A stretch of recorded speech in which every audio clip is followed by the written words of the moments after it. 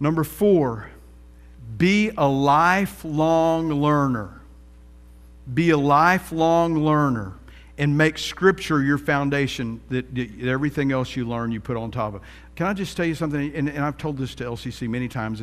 And as I taught at Dallas Baptist University and at Northlake College, I would tell my students all the time, I was a terrible student. Terrible. I'm not real sure why. I was terrible all the way through elementary school. I was terrible all the way through junior high. And by the time I got to high school, I just thought I was stupid. So what do you do when you're stupid? You act crazy and you do stupid things, and then people laugh at you, and that's the way you go about doing your life. And so because of that, I started college 2, 3, 4 different times.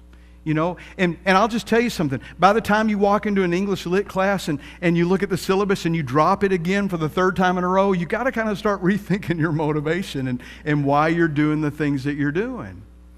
The key is motivation.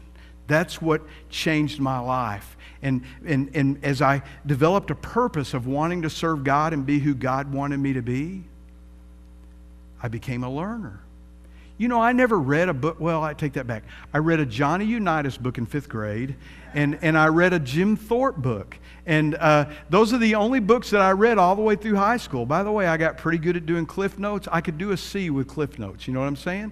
And that's just what I learned to do. And I remember when I felt like God was calling me to be a counselor. My conversation went something like this. You know, God, that means I got to go back to school and take that literature class. You know what I'm saying? But God took care of it.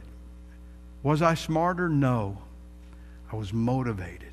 You've got to have the motivation. You've got to have the motivation.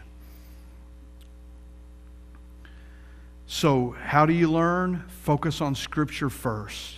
Remember, we've talked about the fact that there are even false teachers in the church, and you don't know that unless you're focused on and you know the Scripture. It needs to be a part of who you are. Learn from people. By the way, you want to become a people that people like? You learn from people. When you sit down and you talk to somebody across the lunch table, you're thinking, I'm going to learn something from this person. I'm going to learn who they are. I'm going to learn about life. Also, develop some relationships with people that are smarter than you. I read, just a little while back, I read a statement that said, if you're the smartest person in the room, then you're in the wrong room. You need to be in the place where you're with people who are going to teach you and make you a better person. And you need to try to be that person for somebody else. Reading, make reading. When I got motivated, I'll talk to people that are going to college and they're going, I can't read right now, I'm doing this. Look, when I got excited about God, I started reading every chance I got. You know, back then we didn't have Kindle and all that, so I would come back from the library, you know, like this, and just couldn't wait, because learning, look, when you become a lifetime learner, it makes life an adventure for you. There's nothing you do that's boring, because you're learning something from every single thing that you do. All Scripture, look at 2 Timothy 3:16.